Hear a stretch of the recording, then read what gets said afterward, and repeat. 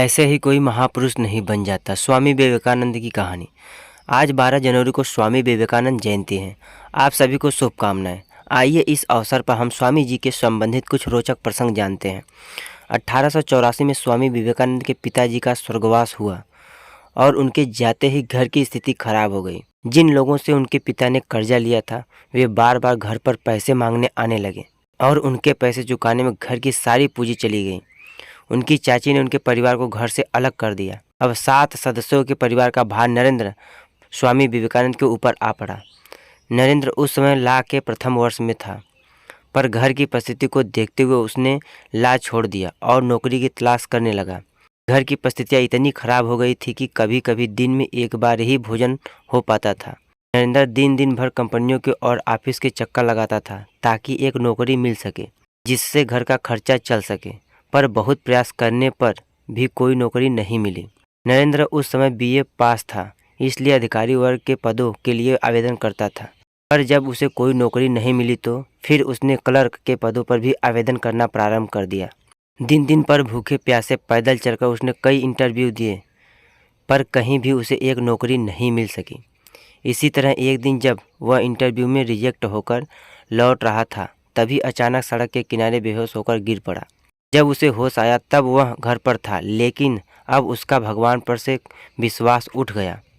उसने मन ही मन सोचा, यदि भगवान होते तो क्या इतने प्रयास करने पे भी सफलता न देते। यह बात किसी ने जाकर दक्षिणेश्वर के काली मंदिर में श्री रामकृष्ण परमहंस को बताई। उन्होंने कहा, नहीं ऐसा नहीं हो सकता, तुम नरेंद्र से मेरे पास आने के लिए कहना।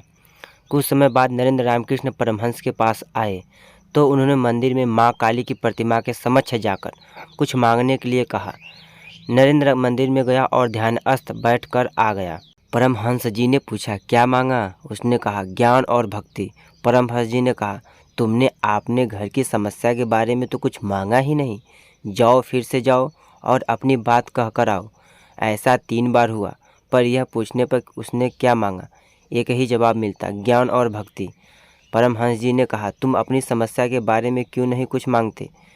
नरेंद्र ने उत्तर दिया, क्या ईश्वर इससे इतनी तुच्छ चीज़ें मांगूं? परमहंस जी ने मुस्कुरा रहे थे और समझ चुके थे कि नरेंद्र का ईश्वर से विश्वास नहीं उठा है। वह निराश के कारण ऐसा बोल गया।